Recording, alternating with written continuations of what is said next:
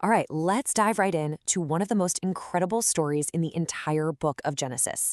Seriously, it's got everything: dreams, betrayal, family drama, and this unbelievable journey from the absolute bottom to the very top. We're talking, of course, about the story of Joseph. So let me start with a question for you. Have you ever had a dream, a big ambition that actually got you into a little bit of trouble? Maybe you shared it a bit too early or with the wrong people. Well, if that's you, you're in some pretty good company. Our guy today, Joseph, was a young man whose dreams kicked off this wild chain reaction that would change not just his life, but the course of history forever. So our story kicks off with Joseph as the beloved son in a very large and very complicated family. And as we're about to see, being the favorite isn't always what it's cracked up to be. It involves a fancy coat, some pretty audacious dreams, and a level of jealousy from his brothers that is just completely off the charts.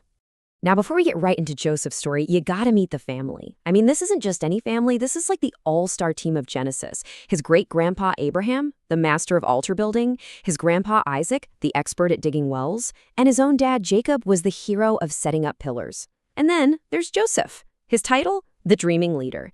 And trust me, that's not just some cute nickname. It's a huge clue that dreams are at the very heart of who he is and this entire story. So how does this dreaming leader get into so much hot water?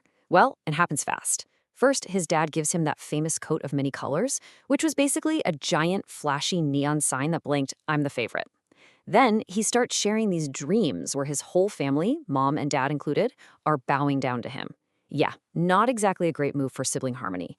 That jealousy just boils over, his brothers betray him, literally throw him into a pit, and then sell him into slavery for 20 pieces of silver. Just like that, his entire world completely falls apart. And that brings us to the next chapter. Joseph's now in Egypt. He's a slave, stripped of his home, his family, everything. It really seems like this is the end of the line. But what's so powerful, and what you have to catch, is that for Joseph, hitting rock bottom was actually just the beginning of a whole new story. And this tells you everything you need to know about Joseph's character. Even as a slave, and later as a prisoner who was falsely accused, Joseph somehow thrives. How? Because he stayed faithful to God and he worked with integrity no matter what. He refused to let his terrible situation define him. He was the master of his circumstances, not their victim.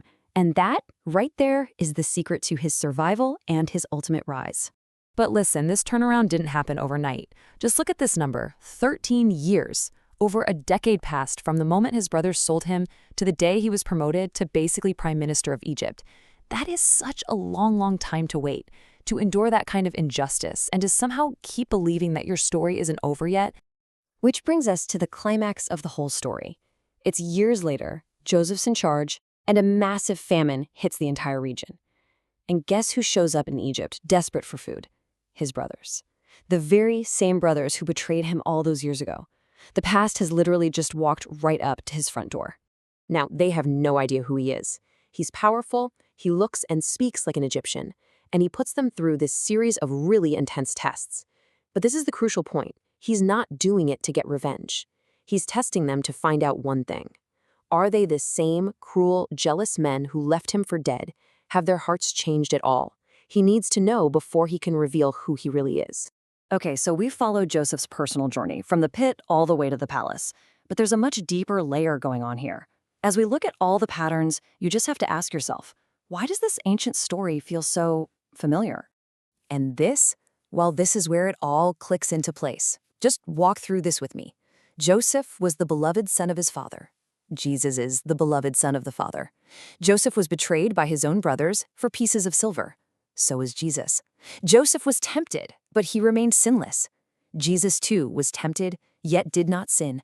Joseph was lifted up from the lowest point, a prison dungeon, to the highest position in the land. Jesus was exalted from death to the right hand of God.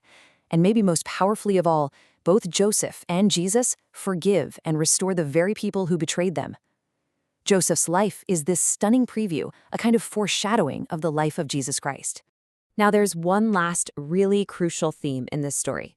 See, after Joseph reunites with his family, they all settle in the best part of Egypt. They've got security, they've got wealth, they're comfortable. But this presents a new kind of choice. Do you settle for comfort in this world, or do you hold on to your faith in a much bigger promise? And that choice is shown perfectly by these two places, Goshen and Machpelah. On one hand, you have Goshen. It's fertile, it's safe, it's comfortable, but ultimately it's temporary. On the other hand, you have Machpelah, which is really just a burial cave back in the promised land of Canaan. It represents God's eternal promise.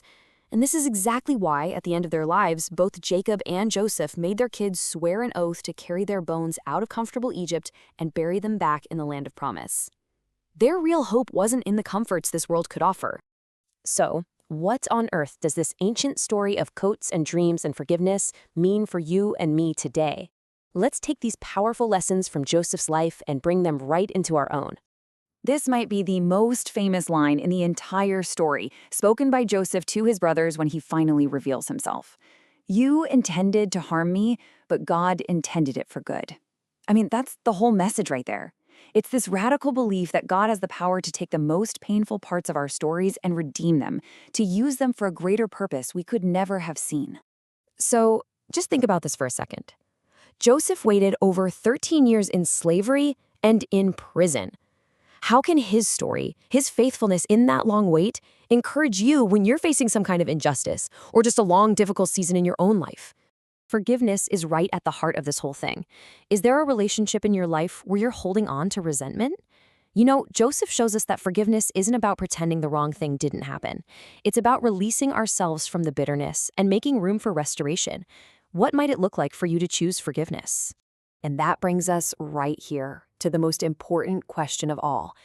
After hearing this incredible story about God's faithfulness through suffering, his power to bring good from evil, and this call to forgive because we've been forgiven, in your life, right now, where is God asking you to respond?